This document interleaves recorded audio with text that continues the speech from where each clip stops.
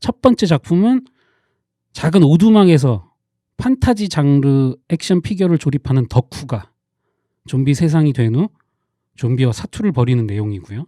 두 번째 작품은 특이하게 풍차의 나라 네덜란드산 좀비 영화고요. 칸막이 너무 시원하다고요. 예. 칸막이가 저도 이 화면으로 어떻게 나오는지 제가 지금 이 칸막이 너머로 보기 때문에 잘 모르겠어요. 좀 비치는 것 같은데 괜찮나요? 그럼 다행이고요. 첫 번째 작품 소개해드리겠습니다. 웨이브에서 보실 수 있고요. 코미디 공포. 오늘은 장르가 다 코미디 공포니까요. 영국 영화입니다. 청불이고 제목은 좀비 죽은 자들의 도시. 요 영화는 딱히 여배우를 소개할 건 없는데 특이한 점이 호러 영화 프랜차이즈에 유명하신 분들이 조연으로 다 나옵니다. 예를 들면 13일의 금요일과 손도끼 시리즈의 케인 호더라는 분도 조연으로 잠깐 나오시고요. 그리고 공포의 휴갓길, 그게 원제가 힐즈 해브 아이즈죠. 오리지널 77년 거. 거기 등장하셨던 아주 독특한 외모의 마이클 베리먼, 이분도 조연으로 나오시고, 텍사스 전기토 박살 2편 살인마 가족의 빌 모슬리, 이분도 나오세요. 방 PD님 마이클 베리먼 사진 한번 띄워주시죠. 그분 외모가 독특하셔서 사진 딱 보면 사람들이 이분 하실 거예요.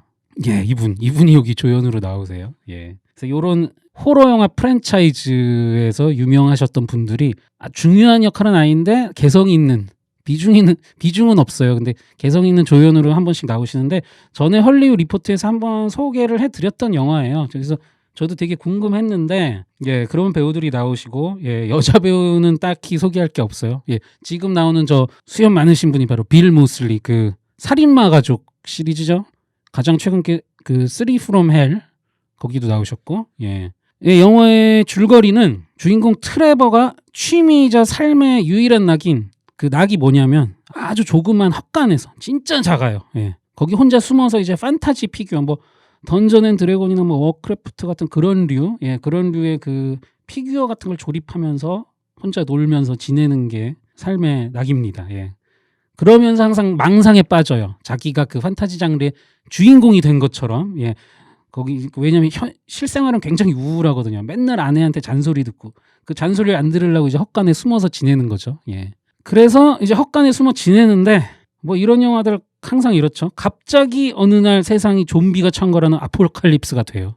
정말 갑자기 됩니다. 그래서 트레버를 포함한 그의 가족과 친구들이 유일한 피난처인 헛간에서 생존을 위해 때로 몰려오는 좀비들과 처절한 사투를 벌이게 된다는 내용이에요. 요 영화 가끔 이런 얘기 하죠. 뭐 보통 보면은 좀 자신 없는 영화들이 이런 것 같아요. 뭐 유명한 영화 이름 두 개 대면서 이 영화가 만났다, 이런 식으로 얘기를 하는데, 역시나 이 영화는 새벽의 황당한 저주와 제작비가 만날 뻔했다. 둘이 스쳐 지나갔다. 서로 알아보지 못했다. 그러니까 아주 저예산 퀄리티의 새벽의 황당한 저주를 굉장히 좋게 얘기해서 오마주한 듯한 여러 장면이 나오는 좀비 코미디 영화입니다. 대놓고 따라하는 장면이 꽤 있고요. 일단 주인공 설정도 아까 처음에 나왔던 사진 중에 주인공은 안경잡이 삐쩍 말랐고 절치는 등치가 있어요. 그것도 약간 그 새벽의 황당한 저주 두 콤비 비슷하게 설정을 한 거죠.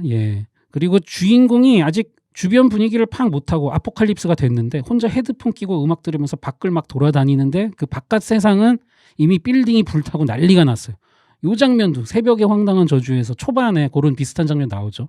막 옆에서 좀비 물어뜯고 있는데 사이먼 페그가 주변 상황 파악 못하고 혼자 막 돌아다니는 그런 장면, 그것도 비슷하고요. 불에 붙은 열차가 확 지나가는 장면이 있는데, 좀 그거 보면서 이거 혹시 부산행을 오마주한 건가, 그 생각도 들었습니다. 그리고 좀비가 되는 설정은 꼭 물리지가 않아도 죽으면 부활을 하는 그런 설정이에요. 요건 또 약간 워킹데드 따라한 것 같더라고요. 그래서 이것저것 생각이 많이 나는 영화인데, 기본적으로는 새벽의 황당한 저주의 영향에서 벗어나질 못할 것 같은 그런 영화입니다.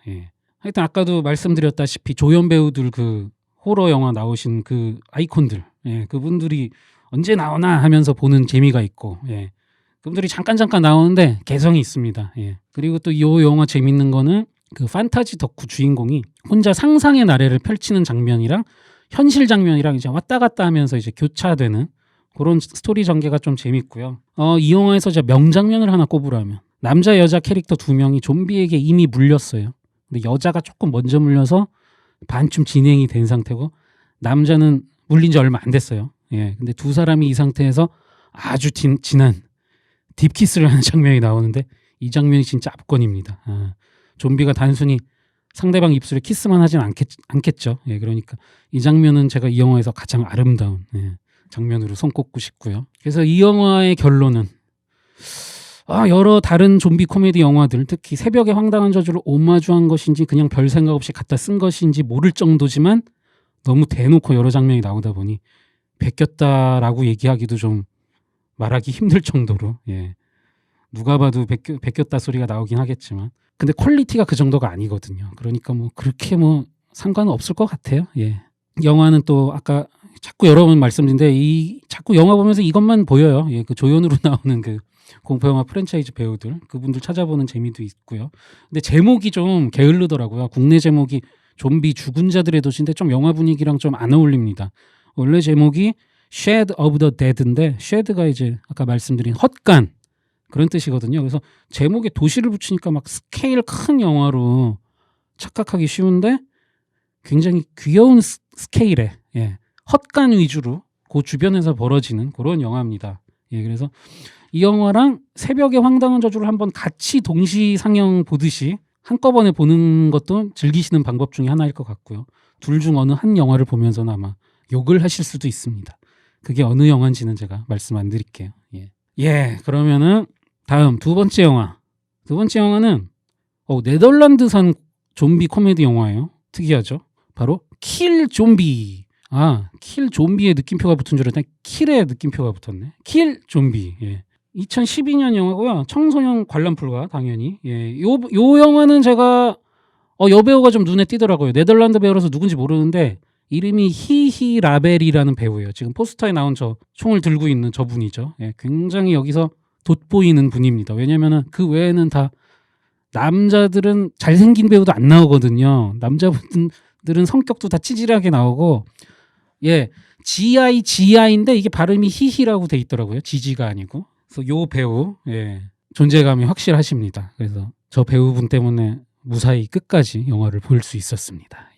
예, 줄거리는 이제 주인공 아지즈라는 남자. 지금 저 사진에 그 여자 옆에 있는 저 남자예요. 예, 일반 회사원인데 이 사람의 친형이 좀 또라이 기질이 있어요. 그래서 와가지고 무슨 장난을 치다가 이 아지즈가 직장 상사한테 이제 미움을 사서 직장을 잃어요. 그래서 하필이면 그날 밤에 회사 퀸카 테스라는 여자와 데이트까지 준비가 돼 있었는데 이제 그게 물 건너간 거죠.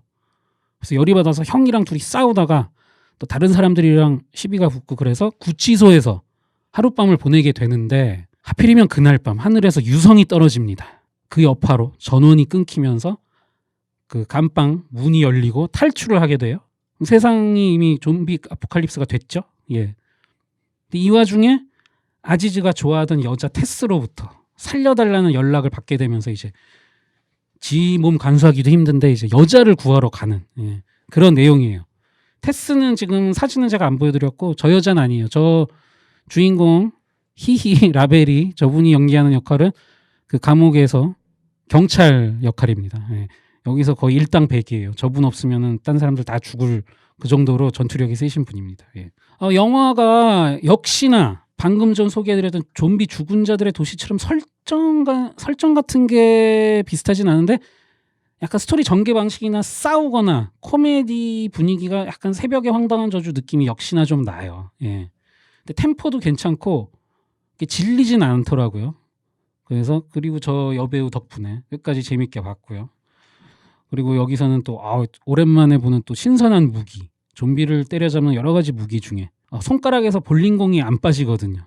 그러니까 그 상태로 들고 다니면서 볼링공으로 좀비를 퇴치하는 장면이 나오는데 아주 이 영화에서 임팩트 있는 장면입니다. 그리고 좀비가 되는 설정이 특이한 게 아까 그 떨어진 유성, 예, 유성이 그 파편에 우주에서 온 이렇게 녹색 점액질로 된 이끼가 붙어 있어요.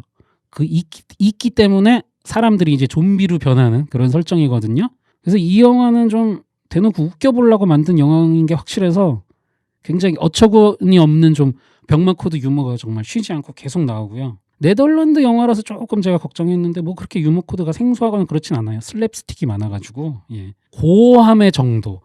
코미디 영화라도 좀비 장르 영화는 좀 찌르고 자르고 쑤시고 터지고 이런 거 많이 나오잖아요. 근데 이 영화는 좀 독특합니다. 그 우주에서 온 이끼가 초록색이라 그것 때문에 좀비가 됐기 때문에 초록색 액체를 이제 피 대신에 흘리는 좀비들을 많이 보실 수 있어요. 그래서 초록색 액체가 막 마구마구 터지는 그런 장면들이 나오고요. 중간중간에 또 약간 비디오 게임을 연상시키는 그런 화면 연출이 삽입돼가지고 뭐 그런 것도 괜찮았고, 예를 들면 최근 영화 중에 건즈 아킴보처럼 예, 그런 식으로 뭐 그거보단 퀄리티가 떨어지죠. 예. 그런 식으로 화면 연출을 한 장면도 있고 그래서 볼만했다. 예. 게토레이 좀비. 예. 뭐 비슷해요. 예. 초록색이 나니까 조금 신선하긴 하더라고요. 예. 보는 분에 따라서는 빨간색 피보다 더 역겨우실 수도 있을 거예요. 예. 근데 저는 훨씬 좀 붉은 피가 들 나오니까 좀 조금 아쉽더라고요. 예. 그래서 결론은 역시 새벽의 황당한 저주의 그늘에서 벗어나지는 못한 병맛 좀비 코미디 영화인데 여주인공 경찰역의 배우가 영화를 끝까지 눈을 떼지 못하게 만든다. 이 영화요. 이 영화는 왓챠에서 보실 수 있습니다. 제가 그 얘기를 안 드렸네요. 예. 왓챠에 들어가면은 킬 좀비 치면은 바로 떠요. 예. 자, 그러면은 세 번째 작품. 제목에서 헷갈리시면 안 됩니다. 내용은 완전 다르지만 좀비랜드가 있다면 이런 거죠. 디즈니랜드나 디즈니월드가 있듯이 좀비 월드가 왜 없겠습니까? 좀비 월드가 또 누군가가 또 만들었겠죠. 예. 바로 웨이브에서 보실 수 있는 2015년작 좀비 월드입니다. 이 영화는 배우나 뭐 감독은 제가 따로 소개는 안 할게요. 왜냐면은 장편 영화라기보다는 그 아포칼립스가 된 세계를 이제 어떤 뉴스 프로그램에서 전 세계에서 일어나는 여러 가지 그 좀비 관련한 사건 사고를 전해주는 방식이라 단편 영화 모음식 같아요. 그래서 독특한 스타일로 엔솔로지 형식을 취하는 영화라 그 이야기마다 감독님이 다 다르거든요. 그리고 배우도 엄청 나오기 때문에 제가 뭐 딱히 한 명을 찝어서 뭐 보여드릴 배우는 없고요. 예, 인상적인 배우가 별로 없었습니다. 예. 줄거리가 이게 별게 없어요. 방금 말씀드린 대로 좀비에게 물린 상태로 뉴스 앵커 이 양반이 세계 각지에서 벌어지고 있는 좀비 관련 사태를 이제 뉴스로 전하는데, 특이하게 이제 가장 첫 뉴스는 이 시간도 많아요. 지금 언제 죽을지 모르는데 수천 년 전 좀비 탄생이 어떻게 이루어졌나 그것까지 거슬러 올라가서 보여줍니다. 이건 어떻게 찍었는지 알 수가 없죠. 뭐 재현을 했다는 얘기도 없고. 예, 그래서 하여튼 뉴스 속보를 하기 전에 이제 처음에 그걸 보여주고 그 다음부터는 이제 각지에서 벌어진 좀비와 인간의 잔인하고 처절한 모습을 생중계하는 스타일로 이제 영화가 전개가 됩니다. 예. 예, 이건 줄거리로 시간 때우려고 그랬더니 줄거리가 너무 애매해가지고 설명하기가. 예, 줄거리는 그 정도고요. 감상은 좀 그 엔솔로지 형식이라 각각의 이야기가 좀 들쑥날쑥해요. 재밌는 것도 있고 재미없는 것도 있고. 그런데 방금 말씀드린 그 좀비의 탄생, 좀비의 기원에 대해서 처음에 다루거든요. 근데 어이구야, 이거는 되게 좀 임팩트도 있고 웃기더라고요. 뭐냐면 바로 어느 시절로 올라가냐, 바로 예수와 유다가 나와요. 예수님과 유다가 나오는데, 야, 좀비들이랑 어떻게 싸우냐면은 예수님이 물고기로 이제 좀비들을 때려잡는 아주 고한 장면이 꽤 길게 나와요. 아주 예수님이 정말 숭고한 희생 정신으로 거기 있는 좀비들을 다 때려잡는데, 뭐 로마 병사 좀비, 유태인 좀비, 그리고 왜 나오는지 모르지만 갑자기 카우보이 좀비가 나와요. 예, 아무 설명 없습니다. 예. 그래서 그 좀비들을 다 때려잡는 장면이 나오는데, 제 추측으로 만약에 이 영화가 필요 이상으로 평점이 낮아졌다 싶으면 왠지 이 장면 때문에 기독교인들이 영화를 보고 평점을 낮게 주지 않았을까. 이런 장면은 굉장히 불쾌하다. 그럴 수도 있는 그런 장면이에요. 예. 이게 물고기가 그렇게 치명적인 무기인지 저도 보고 처음 알았습니다. 그리고 그 외에도 어떤 이야기들이 있냐면 좀비 비디오 게임을 하던 남자가 뭐 화면 속으로 갑자기 빨려 들어가서 좀비들한테 뜯기는데, 다른 사람이 그 사람을 비디오 게임 캐릭터로 또 인식을 하면서 게임을 하고 있어요. 그러니까 처음에 게임을 하던 남자는 게임 속으로 들어간 거죠. 예, 그런 에피소드도 있고, 또 마지막에는 머드팩을 하던 남자가 바다에서 출몰한 좀비들을 혼자서 다 퇴치하는 거의 존윅 수준의 액션을 보여주는 스토리도 있고요. 그래서 아주 다양한 내용이 나옵니다. 근데 도리어 저는 그 여러 가지 이야기 중에 제일 웃겼던 거는 그 각각의 소식을 전해주는 그 뉴스 앵커가 초반에 좀비에게 물리거든요. PD님 그 뉴스 앵커 사진이 하나 있거든요. 그것 좀 보여주시죠. 예. 그 뉴스 앵커가 소식을 전할 때마다 좀비한테 물린 상태이기 때문에 뒤로 갈수록 점점 상태가 안 좋아지는 거예요. 예. 그래서 후반에는 거의 좀비화가 다 되었는데도 직업 정신이 이제 투철해서 끝까지 뉴스를 전하려고 하는 아주 안타깝고 가슴 아픈 장면이 이제 나오는데 이게 굉장히 우픈 그런 장면이었습니다. 그리고 고함을 또 얘기를 하자면 고함의 정도는 좀 세요. 과장된 고함이라서 약간 초기에 그 피터 잭슨 감독 영화 같은 그런 스타일의 좀 잔인함을 보여주기 때문에 살점 떨어져 나가는데 뭐 그렇게 거부감이 없으신 분들은 아마 웃으면서 보실 수 있을 겁니다. JHK님, 아이고 감사합니다. 예, 코로나들 다 조심하시고요. 예, 저희도 그거에 대비해서 오늘 또 이 판때기 아크릴판도 준비했습니다. 예. 그래서 저는 오늘 소개해드릴 4작품 중에 취향만 맞다면은 이 영화가 가장 웃음 포인트가 맞지 않을까, 웃음 포인트가 많지 않을까 생각이 들어요. 예. 그래서 3번째 작품은 좀비 월드였습니다. 예. 아이고 벌써 오늘 또 마지막 소개해드릴 작품이네요. 예. 마지막 작품은 캐나다 영화입니다. 청불이고요. 리틀 비트 좀비. 왓챠에서 보실 수 있습니다. 딱 봐도 코미디 영화인 거 티가 나죠. 예. 포스터에 제 신랑은 좀비입니다. 뭐 다 가르쳐주고 시작을 하네요. 예. 요거는 여배우들을 제가 사진을 조금 준비했어요. 한 3명 되는데 먼저 저 주인공이 좀비가 되거든요. 모기에 물려서. 예. 그분의 여동생 역은 사라인데 크리스틴 헤이거라는 분이에요. 예. 이분은 보니까 84년생이고 에이리언 프레데터 2편 뭐 그리고 안젤리나 졸리가 나왔던 액션 영화 원티드 같은데 약간 단역식으로 나오시다가 요새는 유명 드라마 시리즈에 게스트 역할로 많이 나오고 계신다고 하네요. 예. 예, 사진은 제가 최대한 좀 괜찮은 거 뽑느라고 좋은 사진 많더라고요. 그리고 2번째는 아까 포스터에 있던 약혼녀, 그리고 2번째 배우는 포스터에 있던 약혼녀 티나 역할의 크리스탈 로우. 좀 옛날스러운 사진이 많아가지고 찾는 게 좀 힘들더라고요. 예. 이분이 여기서 좀 섹시하게 나오시죠. 예, 뭐 섹시하게 나와야 되는 이유가 있어서 또 중간에 굉장히 그런 차림으로 나오는 장면이 있어요. 예. 그리고 한 분 더 나오시는데 그분은 좀비 사냥꾼 중 한 명인데 에밀리 울러럽이라는 분이에요. 페넬로페 역할인데 84년생. 예, 이분은 영화에서는 분위기가 많이 틀릴 거예요. 되게 화사한 옷 많이 입고 나오시는데 영화에서는 안경 끼시고 그냥 수수하게 나오시는데 하여튼 3분 다 딱 눈에 띄길래 정리를 해봤고요. 여배우분들이 진짜 머리 스타일, 옷 스타일에 따라서 분위기가 완전 다 다른 것 같더라고요.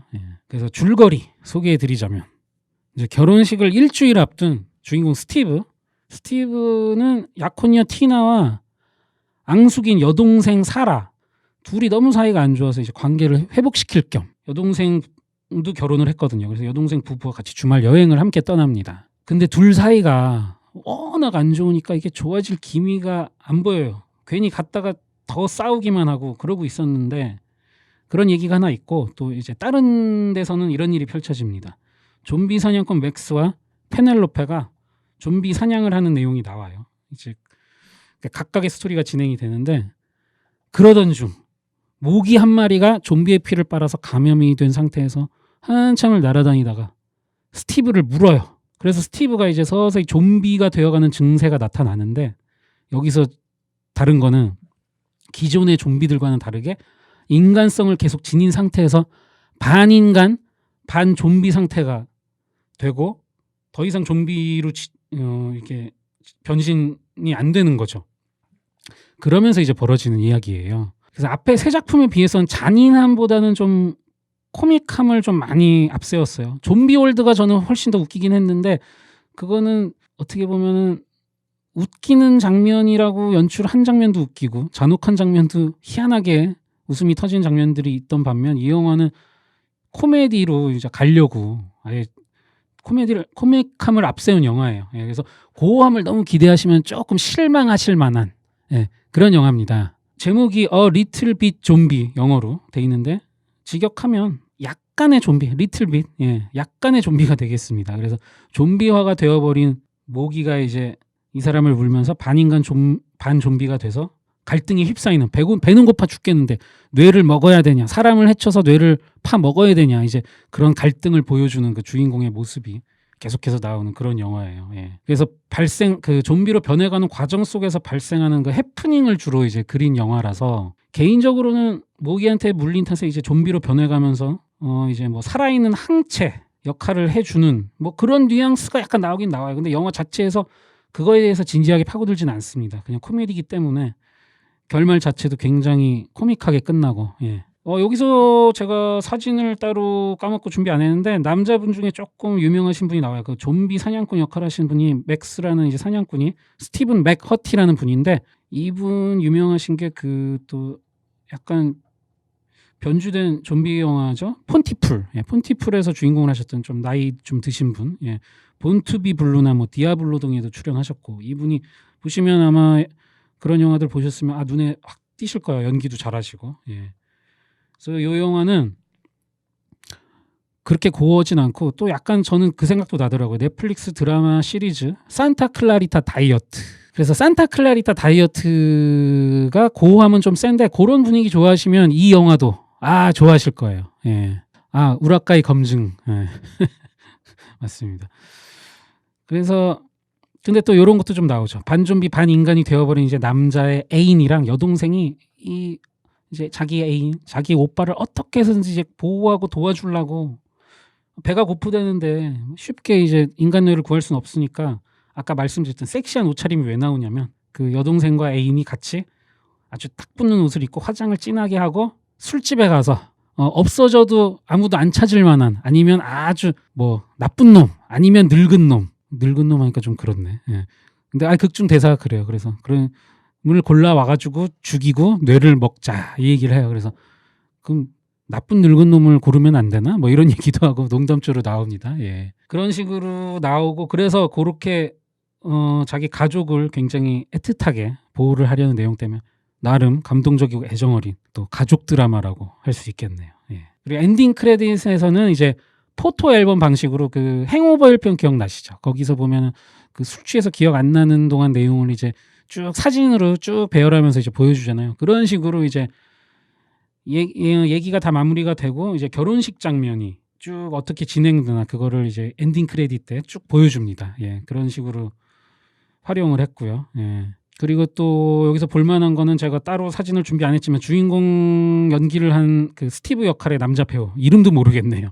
이분이 마스크가 약간 젊은 시절 브루스 캠벨이랑 아주 약간 비슷한 느낌이 나요. 그런데다가 이 영화에서 이제 좀비가 되어 가면서 막 오버를 많이 해요. 이러면 막 뇌를 먹고 싶기도 하고, 막 브레인이랑 단어만 들어도 침이 줄줄 흐르거든요. 막 그러면서 오버 연기를 막 하고 얼굴 표정 연기를 많이 하거든요. 그래서 짐 캐리식 연기를 여기서 좀 보여줍니다.